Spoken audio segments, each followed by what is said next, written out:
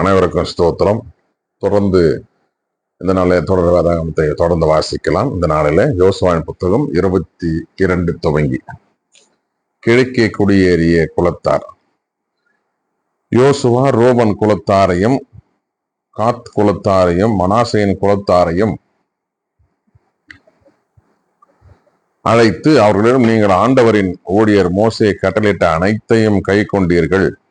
நான் உங்களுக்கு கட்டளையிட்டு கூறிய அனைத்திற்கும் கீழ்ப்படிந்தீர்கள். நீங்கள் இதுவரை பல நாள்களாக உங்கள் சகோதரர்களை கைவிடாமல் உங்கள் கடவுளாகிய ஆண்டவர் கட்டளையிட்டவற்றை கை கொண்டீர்கள். அவர்களுக்கு வாக்களித்தபடி உங்கள் கடவுளாகிய ஆண்டவர் உங்கள் சகோதரர்களுக்கு இப்பொழுது அமைதி காலம் அளித்துள்ளார். இப்பொழுது உங்கள் கூடாரங்களுக்கு யோர்தானுக்கு அப்பால் ஆண்டவரின் ஊழியர் மோசே உங்களுக்கு உடைமையாக கொடுத்த பகுதிக்கு செல்லுங்கள். உங்கள் முழு இதயத்துடனும் உங்கள் முழு உள்ளத்துடனும் ஆண்டவராகிய கடவுள் மீது அன்பு கூறுமாறு, அவருடைய வழிகள் அனைத்திலும் நடக்குமாறும், அவருடைய கட்டளைகளை கை கொள்ளுமாறும், அவரை பற்றி கொள்ளுமாறும், அவருக்கு பணியுமாறும் ஆண்டவரின் ஊழியராகிய மோசே உங்களுக்கு இட்ட கட்டளையையும் சட்டத்தையும் நிறைவேற்றுவதில் மிகவும் கவனமாயிருங்கள் என்றார். யோசுவா ஆசி வழங்கி அவர்களை அனுப்பினார். அவர்களும் தங்கள் கூடாரங்களுக்கு சென்றார்கள். மோசே மனாசேயின் குலத்தில் ஒரு பாதிக்கு பாசான நிலம் கொடுத்தார். யோசுவா குலத்தின் மறுபாதிக்கு அவருடைய சகோதரர்களிடையே யோர்தானுக்கு மேற்கு நிலம் கொடுத்தார்.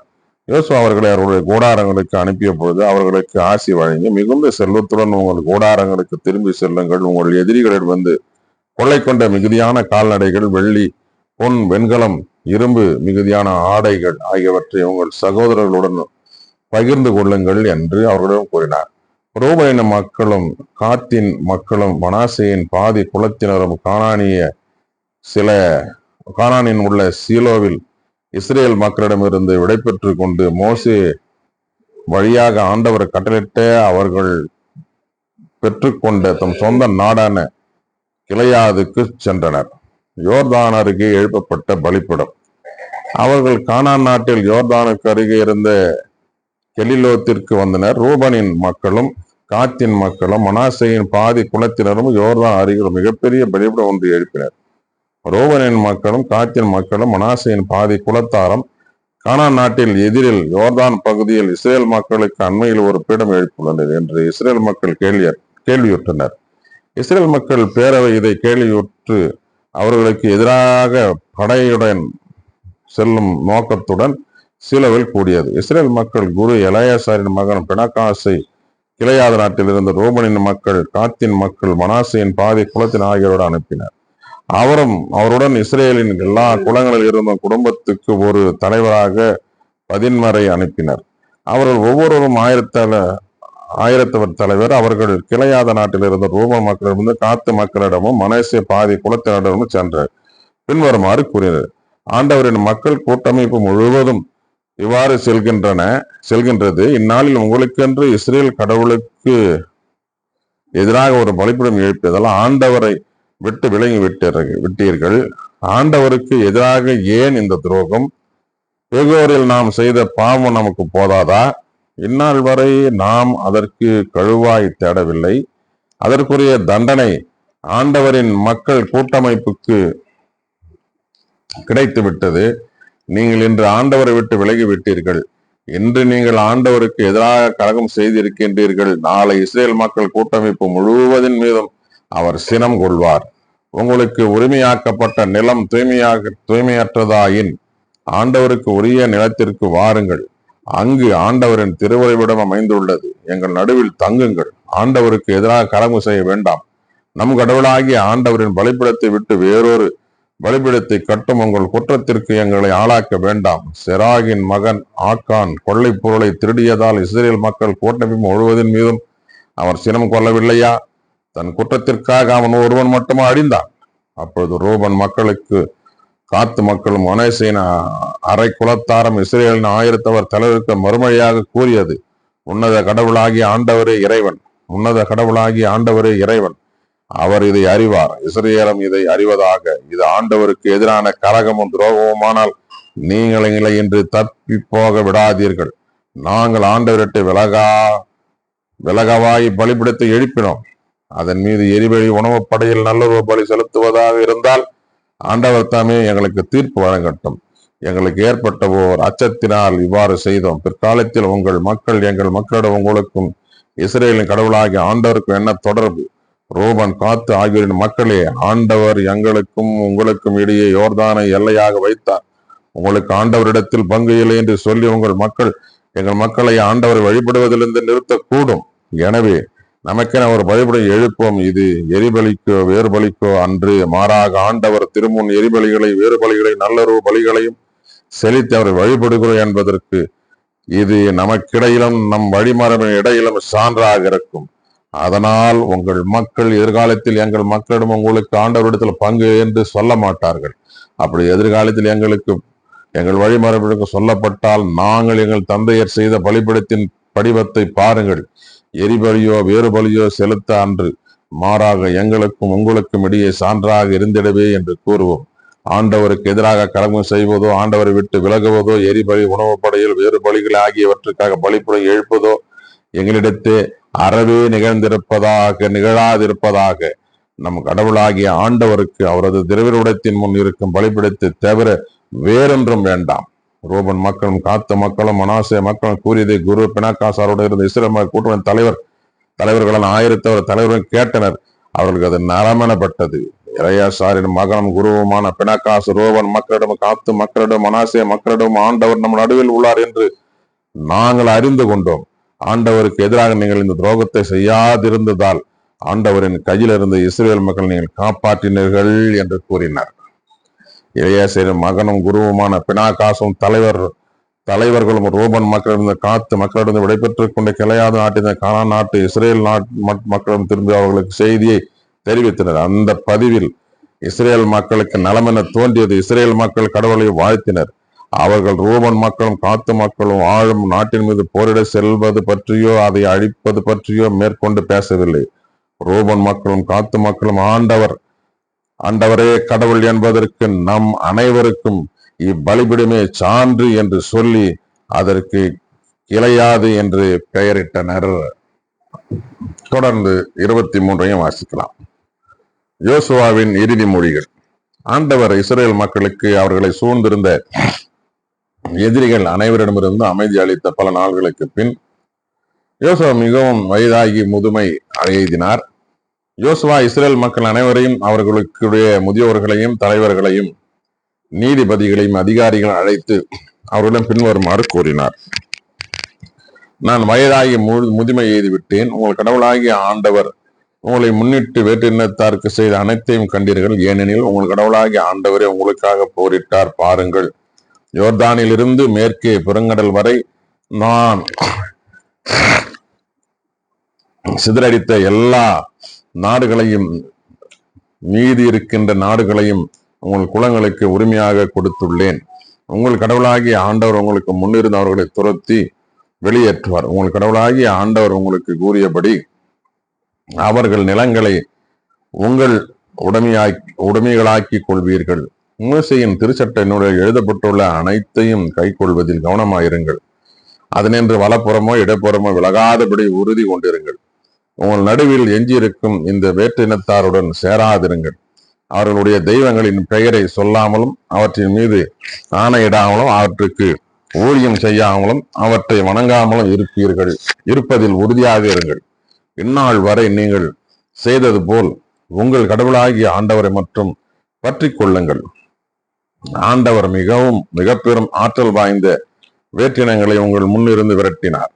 இந்நாள் வரை எவனாலும் உங்களை எதிர்த்து நிற்க இயலவில்லை. உங்களுள் ஒரே மனிதன் 1000 பேரை வெல்வான். ஏனெனில் தம் வாக்குறுதி கிணங்க உங்கள் கடவுளாகிய ஆண்டவரே உங்களுக்காக போரிடுவார். உங்கள் கடவுளாகிய ஆண்டவர் மீது அன்பு கூறுவதில் மட்டும் கருத்தாயிருங்கள். மாறாக நீங்கள் வழி விலகி இங்கு எஞ்சியுள்ள வேற்றினத்தாருடன் சேர்ந்து கொண்டு அவர்களுடன் கலப்பு மனம் செய்து கொண்டால் உங்கள் கடவுளாகிய ஆண்டவர் உங்கள் முன்னிருந்து அவ்வேற்றினத்தாரை தொடர்ந்து விரட்டி கொண்டிருக்க மாட்டார் என்பதை நன்கு அறிந்து கொள்ளுங்கள். இதோ மண்ணில் தோன்றிய யாவரும் செல்லும் வழியில் இப்பொழுது நானும் செல்லவிருக்கிறேன். உங்கள் கடவுளாகிய ஆண்டவர் உங்களுக்கு கொடுத்த எல்லா நல்ல வாக்குறுதிகளிலும் ஒன்று கூட தவறவில்லை என்பதை உங்கள் முழு இதயத்துடனும் முழு உள்ளத்துடனும் அறிந்து கொள்ளுங்கள். அவை அனைத்தும் உங்களுக்கு நிறைவேறின, ஒன்று கூட தவறவில்லை. உங்கள் கடவுளாகிய ஆண்டவர் உங்களுக்கு கொடுத்த எல்லா நல்ல வாக்குறுதிகளும் உங்களுக்காக நிறைவேற்றப்பட்டுள்ளன. அதுபோலவே உங்கள் கடவுளாகிய ஆண்டவர் உங்களுக்கு அளித்த இந்த நல்ல நிலத்திலிருந்து உங்களை அழிக்கும் வரை உங்கள் மீது ஆண்டவர் எல்லா தீமைகளையும் விழ செய்வார். உங்கள் கடவுளாகிய ஆண்டவர் உங்களுக்கு கட்டளிட உடன்படிக்கையை மீறி நீங்கள் சென்று வேற்று தெய்வங்களை வணங்கி அவற்றுக்கு ஊழியம் செய்தார். அவற்றின் சினம் உங்களுக்கு எதிராக பற்றி எறியும். அவர்களுக்கு அளித்த நல்ல நிலத்திலிருந்து விரைவில் அழிந்து போவீர்கள். செக்கேமில் உடன்படிக்கையை புதுப்பித்தல். 24வது பகுதியை தொடர்ந்து வாசிக்கலாம். செக்கேமில் யோசுவா இஸ்ரவேலின் எல்லா குலங்களையும் ஒன்று கூட்டினார். இஸ்ரேலின் முதியோர்களையும் தலைவர்களையும் நடுவர்களையும் அதிகாரிகளையும் அழைத்தார். அவர்கள் கடவுள் முன்னிலையில் ஒன்று கூடினர்.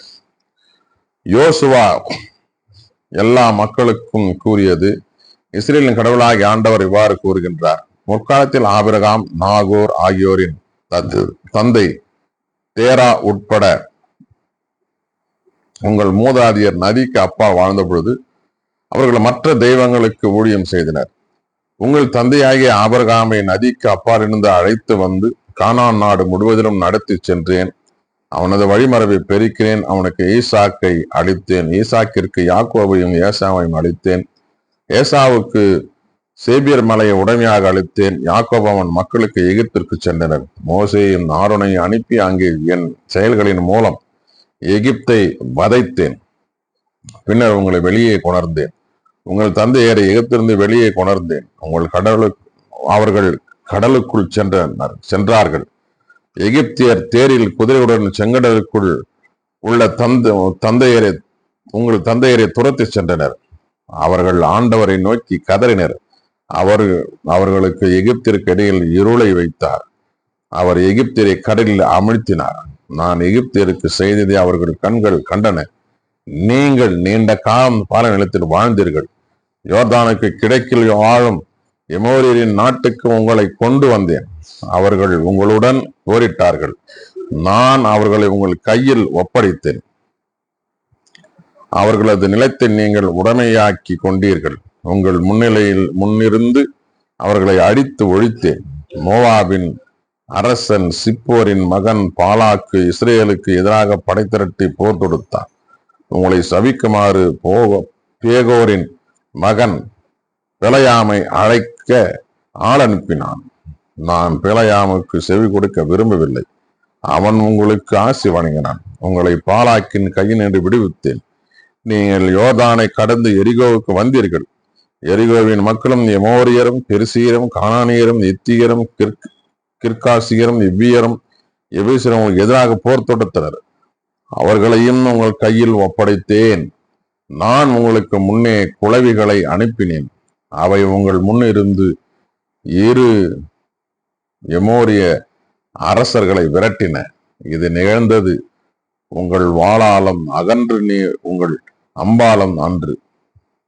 உங்கள் வாளாலம் அன்று, உங்கள் அம்பாலம் அன்று. நீங்கள் உழுது பயிரிடாத நிலத்தில் அறுவடை செய்தீர்கள். நீங்கள் கட்டாத நகர்களில் நீங்கள் வாழ்கின்றீர்கள். நீங்கள் நடாத திராட்சை ஒளிவ தோட்டங்களின் பயனை நீங்கள் நுகர்கின்றீர்கள். இவை அனைத்தும் நான் உங்களுக்கு கொடுத்தவையே. இப்பொழுது ஆண்டவருக்கு அஞ்சி உண்மையோடும் நேர்மையோடும் அவருக்கு ஊழியம் புரியுங்கள். நதிக்கு அப்பால எகிப்தில் உங்கள் மூதாதையரை பணிந்து வந்த தெய்வங்களை விட்டு விலகுங்கள். ஆண்டவருக்கு ஊழியம் புரிவது தீயது என்று உங்களது பார்வைக்கு தோன்றினால், உங்கள் மூதாதையர் நதிக்கு அப்பால் பணிந்து வந்த தெய்வங்களுக்கோ, உங்கள் நாட்டில் உங்களுடன் வாழும் எமோரியரின் தெய்வங்களுக்கோ, இவர்களுள் யாருக்கு ஊழியம் செய்வர்கள் என்று நீங்களே இப்பொழுது முடிவு செய்யுங்கள். ஆனால் நானும் என் வீட்டாரும் ஆண்டவருக்கே ஊழியம் செய்வோம். மக்கள் மறுமொழியாக, ஆண்டவரை கைவிட்டு வேற்று தேவனை வணங்குவது எங்களிடத்து அறவே நிகழாதிருப்பதாக. ஏனெனில் எங்கள் கடவுளாகிய ஆண்டவர் எங்களையும் எங்கள் மூதாதையரையும் அடிமைதன வீடாகி எகிப்து நாட்டிலிருந்து வெளியே கொண்டு வந்தார். எங்கள் கண்முன்னே பெரிய அடையாளங்களை செய்தார். நாங்கள் நடந்து வந்த எல்லா வழிகளிலும், நாங்கள் கடந்து வந்த மக்களிடையிலும் எங்களை காத்தருளினார். ஆண்டவர் எல்லா மக்களையும் நாட்டில் வாழ்ந்த எமோரியரையும் எங்கள் முன்னிருந்து விரட்டினார். நாங்களும் ஆண்டவருக்கு ஊழியம் புரிவோம், ஏனெனில் அவரே எங்கள் கடவுள் என்றார். யோசுவா மக்களிடம், உங்களால் ஆண்டவருக்கு ஊழியம் செய்ய இயலாது, ஏனெனில் அவர் தூய கடவுள், அவர் வேற்று தெய்வ வழிபாட்டை சகிக்காத கடவுள். உங்கள் குற்றங்களையும் பாவங்களையும் அவர் மன்னிக்க மாட்டார். ஆனால் நீங்கள் ஆண்டவரை கைவிட்டு வேற்று தெய்வங்களை வணங்கினால் அவர் மீண்டும் உங்களுக்கு தீங்கு செய்வார். உங்களுக்கு நன்மை செய்த அவர் உங்களை அழித்து விடுவார் என்றார். மக்கள் யோசுவாவிடம், இல்லை, நாங்கள் ஆண்டவருக்கே ஊழியம் புரிவோம் என்றனர். யோசுவா மக்களிடம், ஆண்டவருக்கு ஊழியம் செய்ய அவரை நீங்களே தெரிந்து கொண்டீர்கள் என்பதற்கு நீங்களே சாட்சிகள் என்றார். அவர்கள், நாங்களே சாட்சிகள் என்றனர். இப்பொழுது உங்கள் நடுவில் உள்ள வேற்று தெய்வங்களை விலக்கி விடுங்கள், இஸ்ரேலின் கடவுளாகிய ஆண்டவரிடம் உங்கள் இதயங்களை திருப்புங்கள் என்றார். யோசுவா மக்களிடம், எங்கள் கடவுளாகிய ஆண்டவருக்கு நாங்கள் ஊழியம் புரிவோம், அவரது குரலுக்கு கீழ்ப்படிவோம் என்றனர். அன்று யோசுவா மக்களுக்காக உடன்படிக்கை செய்தார். சிக்கேமில் அவர் அவர்களுக்கு விதிமுறைகளை ஒழுங்குகளையும் கொடுத்தார். யோசுவா வார்த்தைகளை கடவுளின் திருச்சட்ட நூலில் எழுதினார். ஒரு பெரும் கல்லை எடுத்து அதை ஆண்டவரின் திருத்தலத்தில் ஒரு கருவாலை மரத்தின் கீழ் நாட்டினார். யோசுவா எல்லா மக்களிடமும், இதோ இக்கல் நமக்கு எதிராக சான்றாக இருக்கும், ஏனெனில் ஆண்டவர் நம்மோடு பேசிய எல்லாவற்றையும் இது கேட்டது. நீங்கள் உங்கள் கடவுளை ஏற்றுக்கொள்ள மறுத்தால் இது உங்களுக்கு எதிரான சான்றாக இருக்கும் என்றார். யோசுவா மக்களை அவர் உரிமை சொத்தாகிய பகுதிக்கு அனுப்பி வைத்தார். யோசுவா இளையாசார் இறப்பு. நிகழ்ச்சிக்கு பின் நூனின் மகன் ஆண்டவரின் ஊழியமாக யோசுவா இறந்தார். அவருக்கு வயது 110. அவரை அவரது உரிமை நிலத்தின் எல்லையில் இருந்த திம்னத் செரா என்ற இடத்தில் அடக்கம் செய்தனர். இது எப்ராயிம் மலைநாட்டில் காகசு மலைக்கு வடக்கே உள்ளது. யோசுவாவின் வாழ்நாள் முழுவதிலும் யோசுவாவுக்கு பின் வாழ்ந்த முதியோர்களின் நாள்களிலும் இஸ்ரேல் மக்கள் ஆண்டவருக்கு ஊழியம் புரிந்து வந்தனர். ஆண்டவர் இஸ்ரேலுக்கு செய்த அனைத்தையும் அம்முதியோர் அறிந்திருந்தனர். இஸ்ரேல் மக்கள் எகிப்திலிருந்து கொண்டு வந்த யோசேப்பின் எலும்புகளை செக்கேமில் ஒரு நிலப்பகுதியில் புதைத்தனர். இப்பகுதி யாக்கோபு செக்கேமின் தந்தையாக ஆமோரின் மக்களிடமிருந்து 100 வெள்ளி காசுக்கு வாங்கியது. யோசேப்பின் மக்களுக்கு உரிமையாயிற்று. பின்னர் ஆரோனின் மகன் எலாயாசர் இறந்தார். அவருடைய மகன் பினாகாசு எப்ராயிம் மலை நாட்டில் கொடுக்கப்பட்ட கிபையாவில் அவரை அடக்கம் செய்தார். பிரியமானவர்களே, இந்த நாளிலே வாசிக்க தெரிந்து கொள்ளப்பட்ட திருமறை பகுதிகள் யோசுவா 22, 23 மற்றும் 24 வாசித்து முடிந்தாயிற்று. இத்துடன் யோசுவாவின் புத்தகம் முழுவதுமாக வாசித்து கடவுளின் மகிமைக்காக முடித்தாயிற்று. கடவுளுக்கு மகிமையும் மாட்சிமையும் தொடரட்டும், அவருக்கே உண்டாகட்டும். பிரியமானவர்களே, தொடர் வேதாகமத்தில் இணைந்திருங்கள். யோசுவாவின் புத்தகத்தை வாசிக்க முடிக்க செய்த கடவுள் மீதி இருக்கின்ற புத்தகங்களையும் வாசிக்க கிருபை செய்வாராக. கடவுளுக்கு மகிமையும் மாட்சியும் உண்டாகட்டும். நாளைய தினத்துல நீதி தலைவர்கள், அதாவது நியாயாதி புத்தகங்களை வாசிக்க துவங்கலாம். கர்த்தர் உங்களையும் குடும்பங்களை ஆசீர்வதித்து வழிநடத்தி காப்பாராக. தொடர்ந்து இணைந்திருங்கள். கடவுளுக்கு மகிமை உண்டாகட்டும். ஆமென்.